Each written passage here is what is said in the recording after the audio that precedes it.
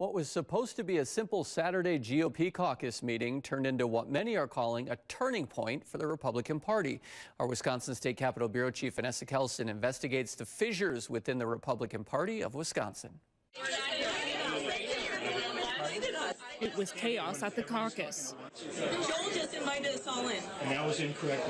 The Republican Party of Wisconsin and the 8th District spending more than $1,600 on security for an 8th Congressional District GOP caucus meeting, where only Republicans were in attendance. Let's clear this just for the... 4 officers at a caucus, is that normal? No, I don't think so. No, it's not normal. But there were people who were afraid to attend the caucus. Going to a meeting where there are literally county sheriffs there who have been told to potentially escort you out is beyond belief. Both sides describing this caucus as the tipping point for the party. It's been boiling for a while. It's just boiled over now. And now it's like, okay, now what? It's the great divide in the party born in Wisconsin. Going back to the 1980s, I've been involved in politics and public policy, and I worked on Capitol Hill for many years in a variety of positions, including chief of staff. That caucus was one of the most disgusting, shameful things I have ever witnessed in all my time in politics. Let's rewind.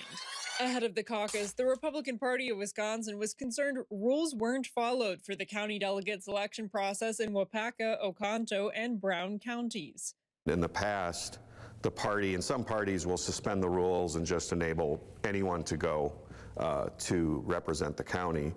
In accordance with our own constitution, we held an election, resulting in 5 delegates not elected to attend the caucus. They actually precluded certain people who were dues-paying members in good standing from actually going to the caucus. The disagreement culminating in the 8th District Credentials Committee petitioning for all of the delegates from those 3 counties to not be seated at the caucus, except for the 5 originally excluded. In response, the Waupaca and Oconto Republican parties filing a lawsuit against the district committee. Fighting for the right of our elected delegates to be representative at a caucus. I mean, that's kind of embarrassing, really. Receiving a ruling at 5 p.m. on a Friday requiring all delegates to be allowed to join this caucus the next morning. The idea at that point was we really can't do the caucus until we clarify what the legal situation is, what the status of delegates are. Of course, as soon as the meeting's called, I'm more boisterous probably than a lot of the chairs.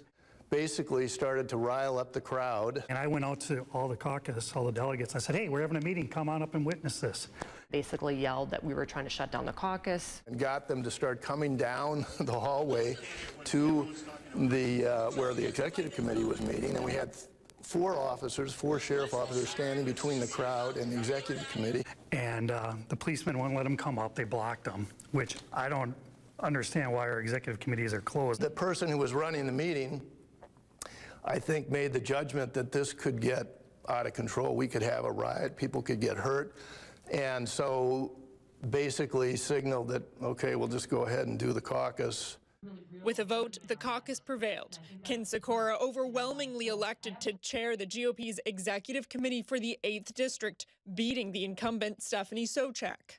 People love a fighter, and so I think we have a lot of people behind us. Many of the people that voted against you in the chair race brought up concern that you've been convicted of battery and disorderly conduct for domestic abuse. Does that reflect on your ability at all to lead? No, not at all. This is the same type of tactics that they used against Donald Trump in 2016. So, same thing against Ken, same kind of thing.